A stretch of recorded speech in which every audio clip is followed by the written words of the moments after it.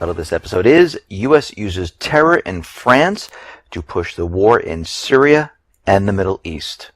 By now, I'm sure everyone heard about the attacks in France. It's been all over the corporate media. It's been all over the alternative media. And when we look back in time, we realize that this was the only alternative left to the United States, the coalition forces, and Israel. And I wanted to bring us back in time just a little bit to talk about what led up to this, and then we will go through what is going on and why this is happening. We have to remember the United States is trying to keep this economy alive. They're continually going into countries, removing the current elected government, putting in puppet regimes, taking the and placing it on their natural resources, and up a central bank in those countries to prop it up, because the system is run by issuing more and more debt. And what's been happening in the Middle East at this point is that countries like Yemen, Libya, Lebanon, Iraq, Syria, basically the United States needs these countries. They need the dollar on the natural resources of these countries to keep the petrodollar alive. And recently, we see many of these countries, the people are sick and tired of the U.S. government, sick and tired of these regime changes, and a lot of these countries are fighting back, like Yemen. The Houthis are in Yemen. They're fighting. The war there is not going well for Saudi Arabia. We understand in Libya they tried a different tactic where they tried a peace deal, and we know by October 20th, if a deal wasn't reached, John Kerry says something is going to happen.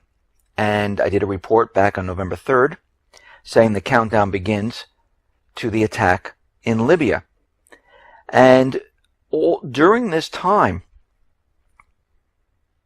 the United States has been in Syria funding the Free Syrian Army, creating the Islamic State, funding and training Al-Qaeda to go after Assad. And this is the main goal. The goal is to get Assad out, to take over Syria, to build the pipeline through Syria, take over the ports, and put in a puppet regime. And eventually they will then go into Iran. Even though there is a P5+1 peace deal that they're working on, that they agreed to, behind the scenes of the ridiculous nuclear talks is the real essence of the talks, the deal. And that is for Iran to use the dollar on their natural resources. And as soon as they don't do this, they will be prepared to go into Iran and remove that government. But what's happening right now is the economy is accelerating and crashing. And it's getting to the point where the U.S. government can't explain away why all this is happening. And John Kerry even said this: if we do not make the deal with Iran, the dollar is going to crash. So over these years, as the United States government has been funding the terrorist groups in Syria and waging war all across the Middle East, refugees have been taken in by Turkey.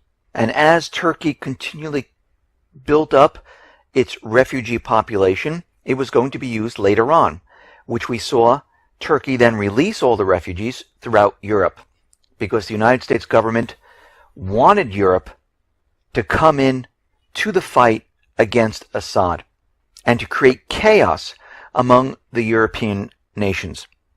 And this is what we saw. A lot of the European nations started to say, hey, we're not keeping these open borders. We're going to be setting up checkpoints. We're going to be setting up fences.